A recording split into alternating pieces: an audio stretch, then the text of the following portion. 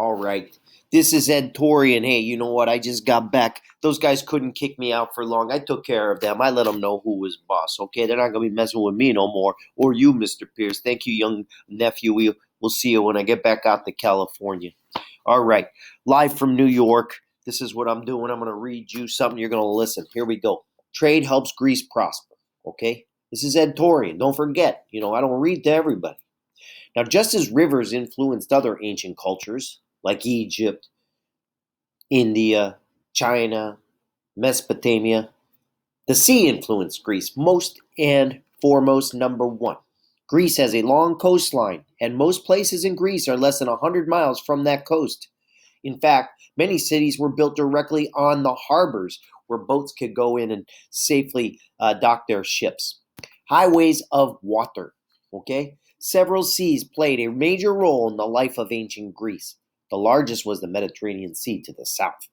The Ionian and Aegean Seas were branches of the Mediterranean. The Ionian Sea is west of Greece. The Aegean Sea is east of Greece. There's so many seas everywhere. Water, water everywhere. These highways of water link most parts of Greece to each other. The Greeks used the seas as transportation routes. Rather than roads, they used the water. A seafaring people. The Greeks became skilled sailors and shipbuilders. They built rowing ships for fighting and sailing ships for trading. Some warships had 2 or 3 levels of oars on each side. Most sailing ships had a single mast and a square sail. The Ionian and Aegean Seas are not very large. Small ships could sail around them by staying near the coast or by sailing from island to island. Once the Greeks learned these routes, they could sail to other regions, anywhere they wanted to, as long as their boat would take them along the Mediterranean. The sea was a source of fish, an important part of the Greek diet. The Greeks traded fish from the sea to local ports along the coast.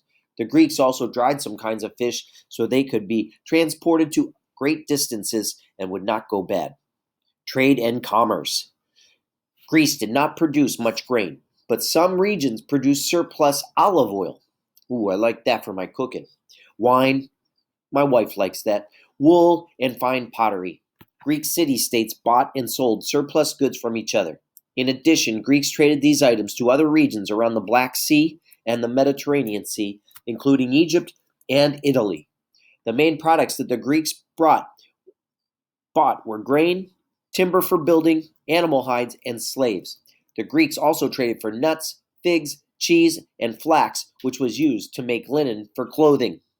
So how did the sea help the Greek economy?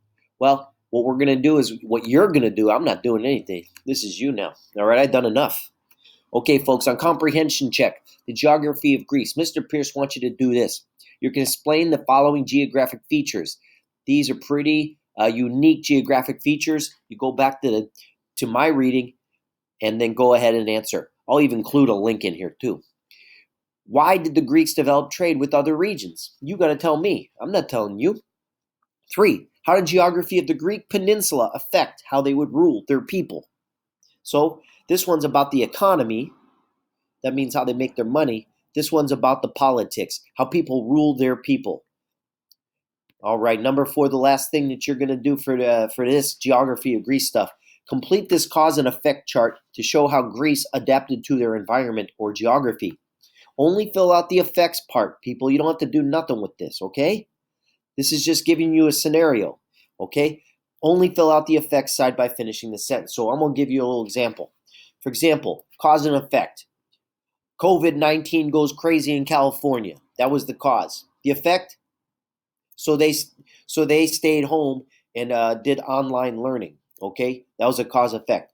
All right, another cause effect. Today's going to be real hot, okay? It's hot outside. The cause. I guess you could say the sun made the weather so hot today. The effect? So Mr. Torian's going to jump in a pool. Okay? So that's a cause-effect relationship, folks. Already.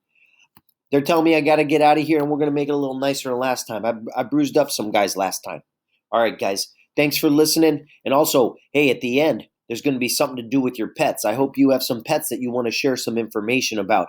Mr. Pierce will tell you all about it. All right, stay beautiful, people. We'll talk to you soon. Take care.